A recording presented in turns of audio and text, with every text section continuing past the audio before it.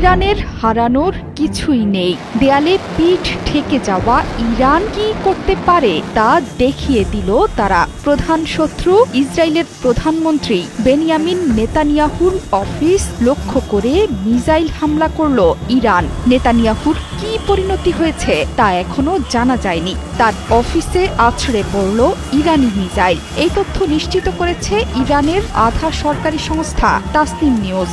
এই হামলায় নেতানিয়াহু বেঁচে আছেন নাকি তার ক্ষতি হয়েছে সেটি স্পষ্ট করে কেউ জানাতে পারেনি। এমনকি তাসনিম নিউজও বলছে হামলার পর নেতানিয়াহুর ভাগ্যে কি ঘটেছে সেটি এখনো জানা নেই।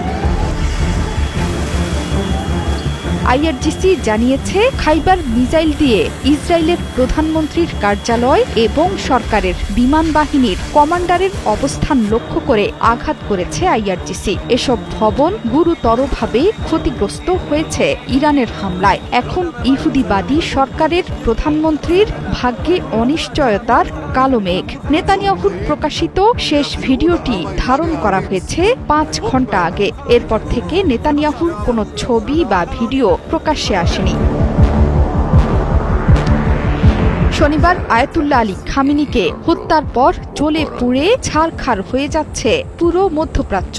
ইরান আহত সিংহের মতো গর্জন করছে। উপসাগরীয় অঞ্চলের প্রতিটি দেশেই হামলে পড়েছে ইরানের মিসাইল। ধ্বংস হচ্ছে কোটি কোটি ডলারের মার্কিন সামরিক সরঞ্জাম। কিন্তু পুরো মুসলিম বিশ্বের শত্রু ইসরায়েলে বিশেষভাবে আঘাত হানছে তেহরান। ইসরায়েলের গুরুত্বপূর্ণ সামরিক স্থাপনা থেকে শুরু করে জনবহুল এলাকা পুরো ধ্বংসস্তূপে পরিণত হয়েছে। ধ্বংসস্তূপ পরিদর্শনে গিয়েছেন ইসরায়েলের প্রেসিডেন্ট এবং বিরোধী দলীয় নেতা।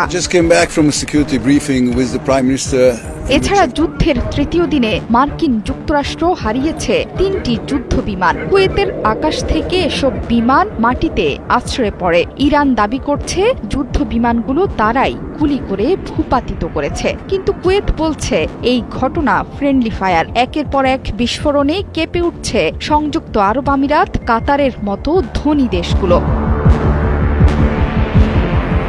সোমবার সংযুক্ত আরব আমিরাতের দুবাই, আবুধাবি, কাতারের দোহা এবং বাহরাইনের মানামাতে নতুন বিস্ফোরণের শব্দ শোনা গেছে। এছাড়া জেরুজালেম শহরেও পাওয়া গেছে বিস্ফোরণের শব্দ।